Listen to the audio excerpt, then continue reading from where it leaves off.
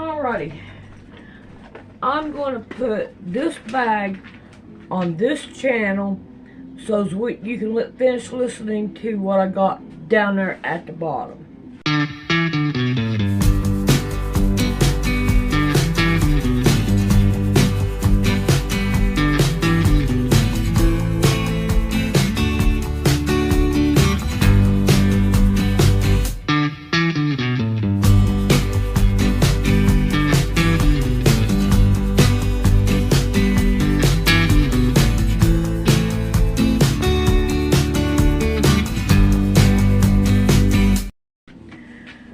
Alrighty, so the first thing I want to do is I'm going to fold this right here up the way that I want to put it in the bag.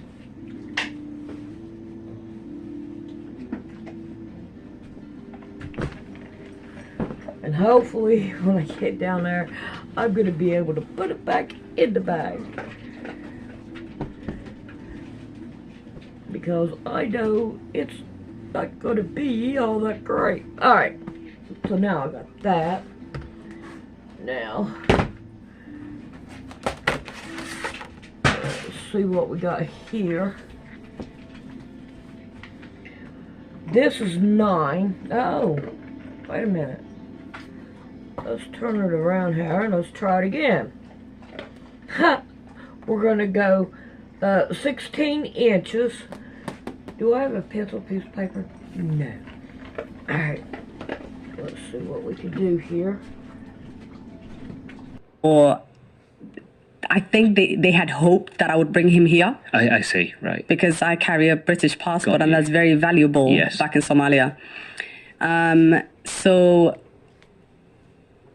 I just could not get over the fact that he bought this man from, you know, it was very far. It was like miles away from the city that I started with. So I thought, okay. And when you say this man, how old was he? Oh, wow. Okay, I didn't tell you that part.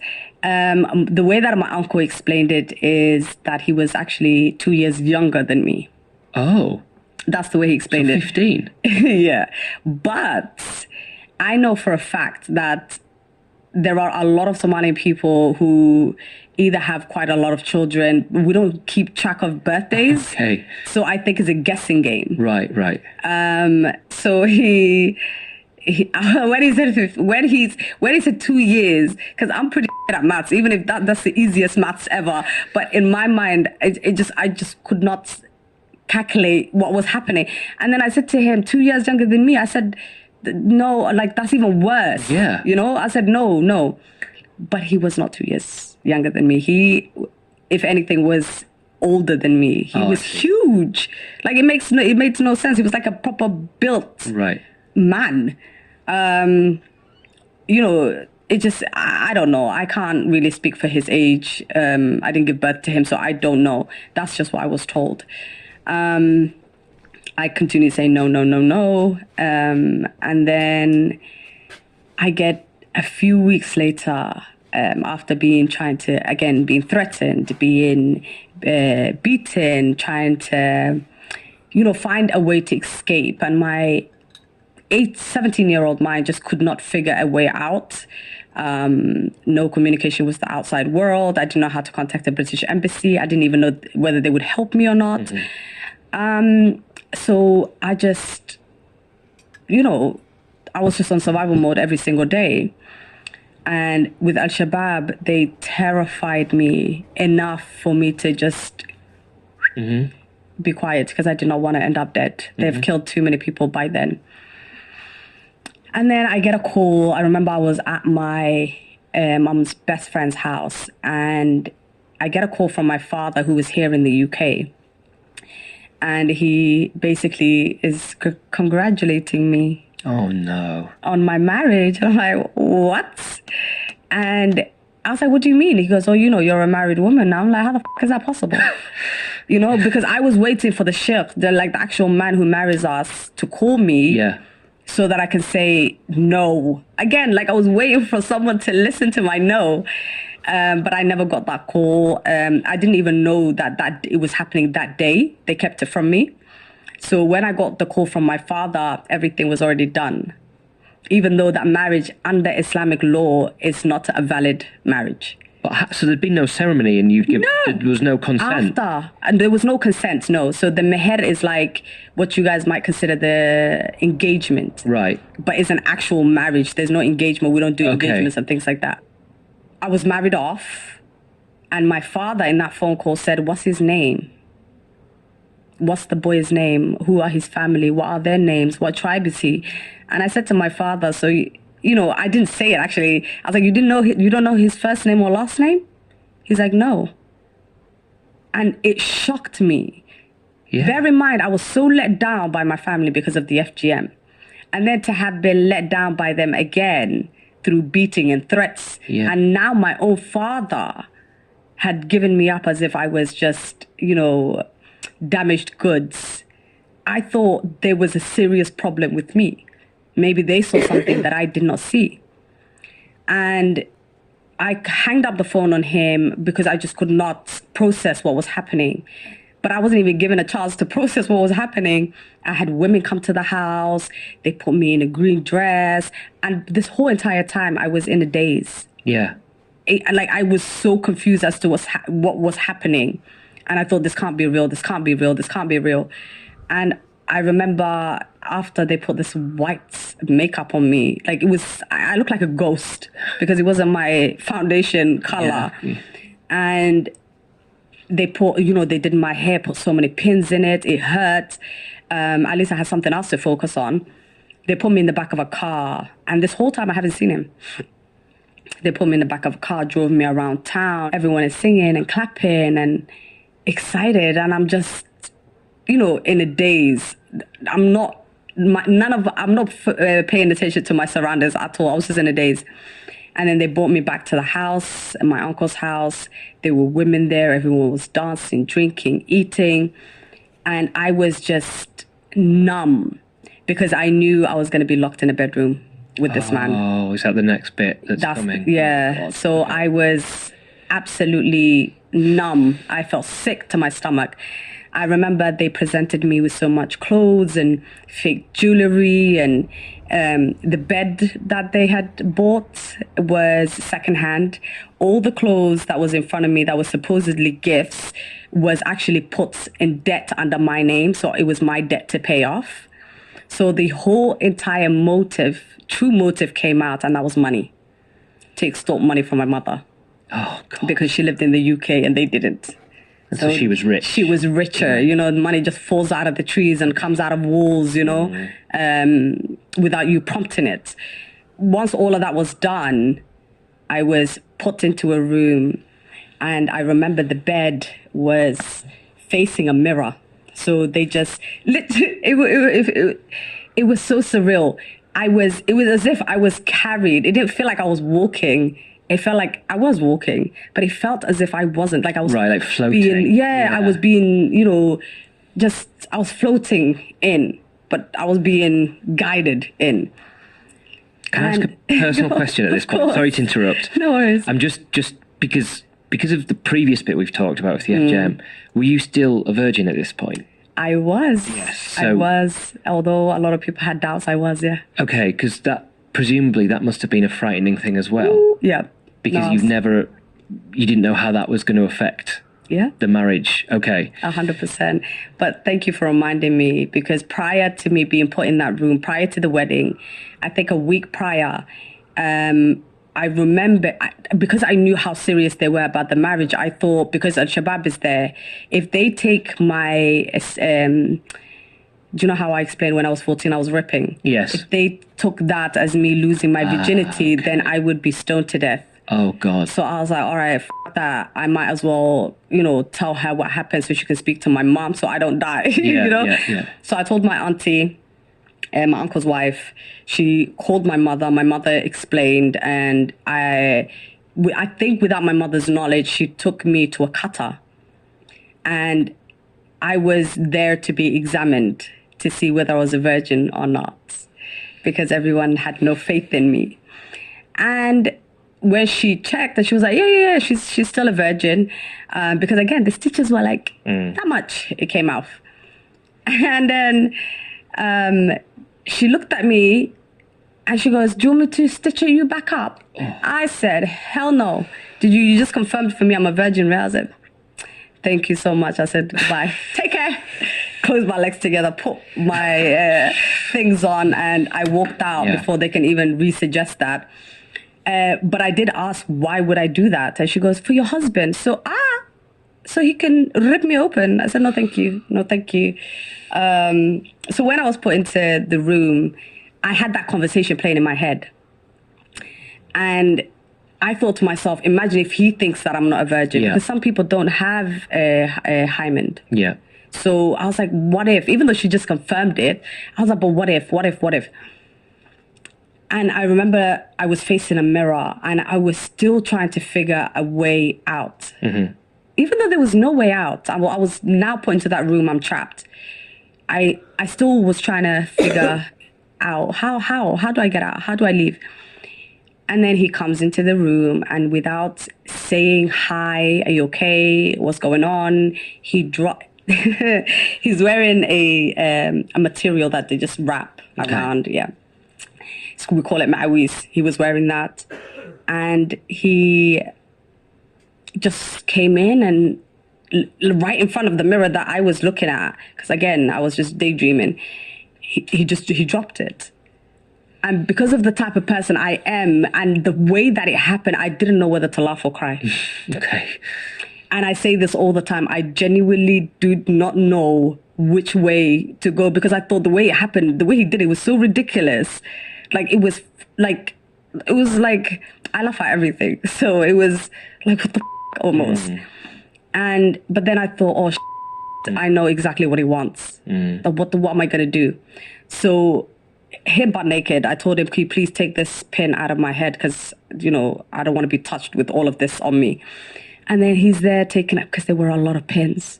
So I was just trying to slowly act like, I was trying to take my time, trying to give myself time to figure out a way to escape. But that was never going to happen. And once that was done, I thought to myself, whilst he was actually in the process of taking it off, I thought, "Shamsu, you have two choices." At 18, actually, I need to stop saying I was 17. After I turned 18 is when they got me married. And I thought to myself, you have two choices. Either be raped tonight or submit and just tell him to f*** off tomorrow. So I thought, okay, let me get it over and done with. And then when it started, again, because of the FGM, I did not have defibrillation, which means I was still shot. On top of, all the other pain and shit that I endured, I was terrified. But the pain was so overwhelming. My whole entire body hurt. And the stitches are slowly, being ripped apart. And then I said, "Stop. I can't do it anymore." I couldn't breathe. I was crying. I was in pain. And then the moment I think I tried to, get him to stop, I was just pinned down, and he used all his force and his might. And then I was raped that night, and 3 nights after that, so I spent 7 days in that room. Because it's like your 7 days honeymoon. You can either leave to do your wudu, which is to get ready for prayer. You pray in your room, you eat in your room, you shower, you come back in your room. You don't leave at all. God. He can leave sometimes, but you can't leave. Was he talking to you? And was it just, no, it was just... No, because I refused to speak. Okay. And do you think he felt worried that you were upset, or you're just his now? So yeah, okay. I was his property, basically. And then, so like I said, I spent 7 nights there. Out of the 7 nights, I was raped for 4. Right. And then on the 4th day, I just could not take it anymore. And I said to him, "If you touch me again, then I will kill you. I will actually kill you. And I don't care whether I die. They could kill me if they want to. If you touch me, I will find something and I will hurt you." And I don't know why that scared him, But because of the amount of pain I was in, I was unable to urinate for 3 days. Actually, not for 3 days. I wasn't able to urinate for the period of time that I was in that marriage. Yeah. And with him there. So what had happened is he caused so much internal trauma that it affected my urination. So I couldn't, urine would not come out. It would come out a little bit and it would shoot back inside. So I used to like literally lay down on a dirty toilet because we didn't have toilet seats and things like that. It's just a hole in the ground. I used to lay down because I was in that much pain. And they refused to give me any medical help because it costs money and, you know, they don't want to spend money. And once the 7 days was done, my uncle actually kicked us out of my grandma's house. And I used the money that I collected from the camera and the one that my friend sent me to rent a property. So I thought, that's my house. You know, I'm the boss. I'm the owner. Hey, no, you're not. But he was in there with you. Thinking, yeah. Yeah. Because he's the husband. He's the boss. You've gone through this horrific process and you've now moved into a property with your husband that you're paying for, but he's ultimately the boss of. At what point did you think, okay, this has to end? How long had it been before you were like, I need to get out of here? Oh my God, it's been months. Oh, months? Yeah. Oh, wow. It was months before. I think when I had my breaking point was on top of the rape, I was also being beaten. By him? So domestic violence, yeah, I was involved and it was brutal. So anytime I didn't do anything, I would be beaten. And the last time he beat me was so severe that I just I did not care whether I lived or died anymore. And I called my mother and I said, is this what you wanted for me? For your family to abuse me, force me to get married? And now I didn't tell her about the rape because I wanted to wait until I saw her. I was scared she wouldn't believe me. I wanted to look her in the eye. But I told her that he was beating me and my mother hates anybody laying a finger on us. Yeah. And she just could not comprehend it. And I said, your family will lie to you as they have done for the past few months. I said, if I die here, it's all of you's fault. And I think when she heard that, she did everything in her power to get me out. So because the family weren't listening and they were like, oh, you know, they're just a married couple, they'll be fine, they were trying to justify it. My mom wasn't having any of it. So me and her hatched a plan for me to escape. And that plan was for me to catch a bus covered from head to toe and use my pain as a reason to be going to a hospital, but not go to the hospital. Yeah. Just take a car and leave. And I knew a woman who worked at the hospital who helped me previously because they wouldn't take me. So I said to her, if my family come at any time, it doesn't matter what time it is, just say she just left. Then they would still think that I'm there. So they said, okay. She said, okay. I remember I got into the car and my auntie, the Shamsa, and the other one was waiting for me in Mogadishu. So by then, my mom told them what had happened, and she said, go and get my child. But they couldn't come to this side because it was terrorism. They were scared, so they had to wait on that side. Oh, so your mum told them she's escaping, go and pick her up? Yeah. So you'd set off in the car in basically, like, I guess, it was a bus, yeah, full of people. And were you wearing, like, a niqab or something? Yeah, I was wearing a niqab. I was wearing a big hijab, which is like the big black cloth. I was wearing gloves. I was wearing socks. I was absolutely terrified. And I remember I kept asking God, please save me. Please save me. I'll never do anything bad in my life. You know, please save me. And ultimately, actually, before I left, one of my uncles went right past the window and I thought I was going to get caught. What do you think would have happened if you got caught trying to escape? I wouldn't be sat here today. Wow. I can tell you that. I would not be sat here today. And then once I got to Mogadishu, where my aunties were waiting for me. They took me to their house, but still I was so afraid of everyone. Yeah. Because I thought you guys would probably do the same if you had a chance. But I remember he actually called the small phone that I had. And he was like, my auntie picked up and he was like, who's this? And she said, Shamsa, because Shamsa is her name, just like me. Yeah. And he's like, he thought it was me he was talking to. And he's like, watch, when I find you, I'm going to put you in prison. You will not leave this country. I'll make sure of it. And my auntie was like, actually, Shams is not the person you're speaking to. You're speaking to her auntie, the person she was named after. And she goes, all of these empty threats of yours. She goes, well, how about stop hiding behind Al-Shabaab? Well, he wasn't hiding behind Al-Shabaab, but they couldn't go there. So she said, why don't you come here and show us what you're capable of? And we'll show you what we are capable of. This is our daughter. You messed up big time, and now you want to threaten her. And she was like, if you step foot in Mogadishu, I will shoot you myself. And he was like, oh, I'm so sorry. I didn't know it was you. And he goes, but it was okay for you to talk to my niece like that. He never called after that. They knew that I had left successfully. The uncles never called? Nothing? No. I refused. Even if he had, I still wouldn't have ever spoken to him. I haven't till this day, to be honest. And then a few weeks later, I had my brother come to the country to bring me my passport and a flight ticket. But come to find out, nobody in my family, apart from my mother, wanted me to come back here.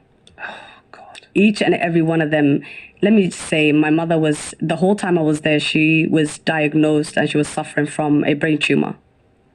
Did you know this? I didn't know. She told everyone to keep it from me because I'm an emotional person, and she didn't want me to go crazy because I had a attachment to her. So she didn't want me to, that's the word she used. She said, I don't want my daughter to lose her mind. So she's already under a lot of pressure. Leave her until she comes here.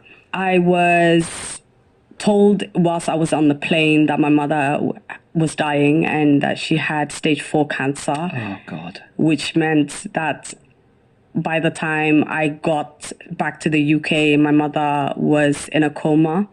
I left her healthy. I came back to her and on her deathbed.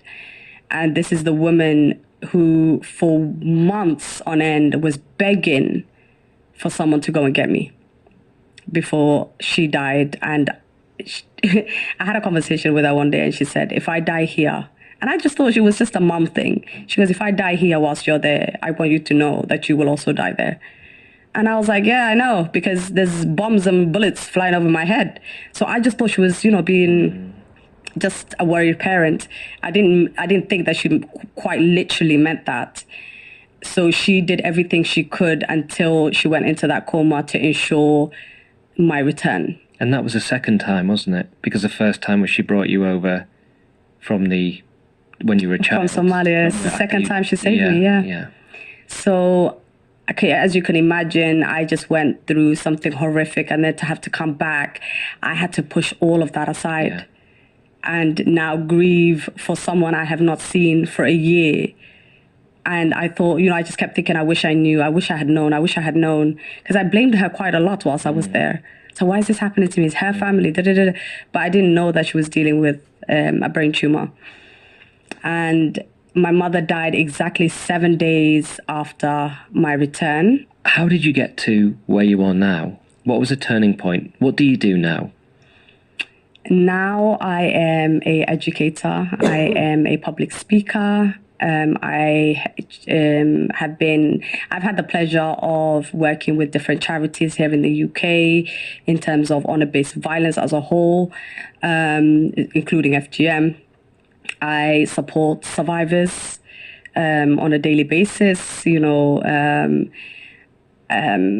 I also did a campaign with the Mayor of London's office, and I would like to make some changes within the NHS in terms of offering us better support with the complications that we have to live through. It's not just end the practice, also support the survivors.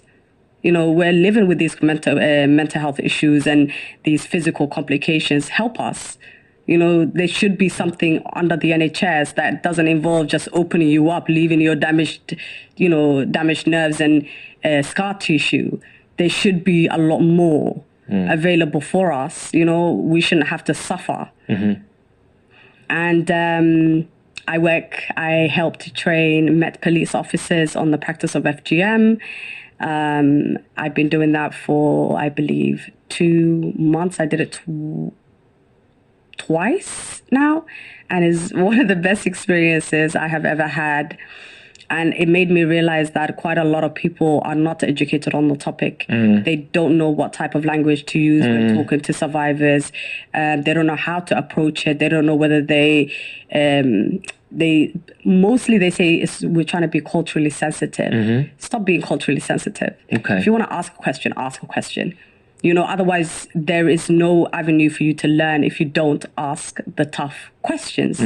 And, you know, there are people like me that can answer those tough questions, but you need to understand there are people that cannot. So you need to know who can and who can't, you know. But I also play a massive part in trying to end it within my community, because I don't want anyone ever going through anything that I have, not just the FGM, but everything else. Understandably. And when you look back over your life, which is, I mean, you've got some, in terms of me talking to you, your experiences are unbelievable, but sadly it sounds like there's lots of people that will have shared your experiences in the world. But when you look back over your life so far, you're still young. What's something you think you've learned? I learned never to silence my voice ever again.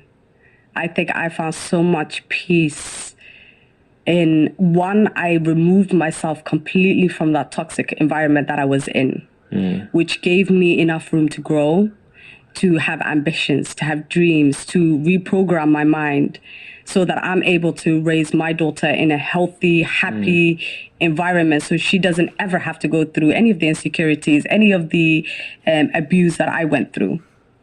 My daughter is very well aware of what FGM is. She actually helps me educate other people, like her school, for example.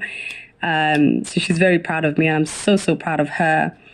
But being a mom now, it made me realize, like, it's really not that hard to be kind. You know, you did not have to do any of that. Well, what is amazing about you, genuinely, is you're one of the people that broke the cycle. Because when you were talking about the start of it, you're talking generations of people in the same cycle. Never ending, Never ending cycle. And you're one of the people that has broken it, and your daughter won't enter a cycle like that. You're an amazing storyteller. I mean, it makes my job so easy. I just sit here going, oh, wow. Because if I don't do it that way, then I'll cry, and who wants that? Well, that's the thing. You tell it in a very engaging way, despite the fact that it's a very, very difficult topic to listen to. Because I don't like it triggering me. It'll trigger me course, if I don't laugh. Okay. So it's my happy place. You're a genuinely amazing and inspirational person, and I'm so honoured to sit here and talk to you today, and really do wish you all the best, Shamsa. Thank you. I wish me all the best after the life I've had. Yeah, I know. Yeah. You said earlier I was young. I don't feel young. How old are you? I'm like in my maybe 60s. Oh, you feel like you're in your 60s? Okay. 80s. Maybe 80s. Yeah, you've had a. But I'm 30. I turned 30 this week, actually. Oh, happy birthday! Thank you. Wow. Thank you. Brilliant. Oh my God! It's another shocking This was issue. put Because in on Korea you weren't allowed a year to put. ago.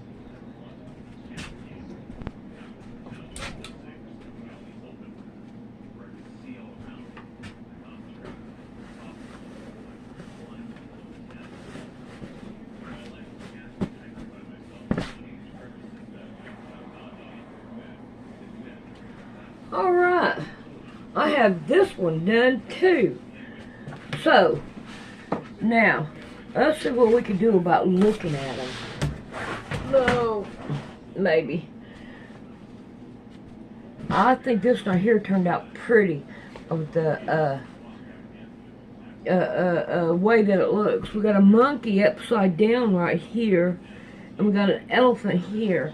And I made sure all the it looked, right, upside down. And then we got an elephant here and here. So I think it looks pretty good. All right, here's the one. I've got a mess to clean up here. And then we have this one. What in the world? I don't know, you go in the garbage, whatever it is. I think this one here turned out real pretty too. Alright, and then we have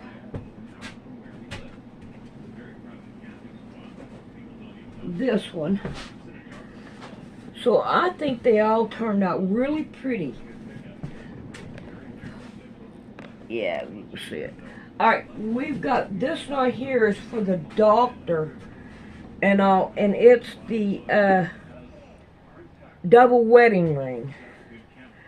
And then this one, you know, I don't even remember the name of this one.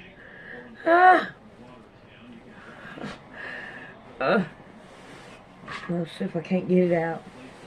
That. See if I can see it somewhere. Nope, not right here.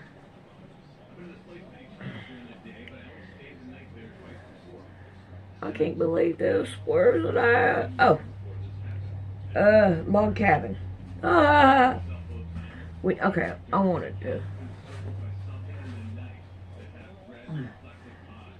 do it this way because this is probably the way that I'm going to have to fold them to get them back in there. Like this right here. And hopefully I'll be able to do it. Let's stick it back down in there. Ain't that right, Mama Cat? Yeah. Here, let me move that out of your way. There you go. Well. Huh. Maybe not.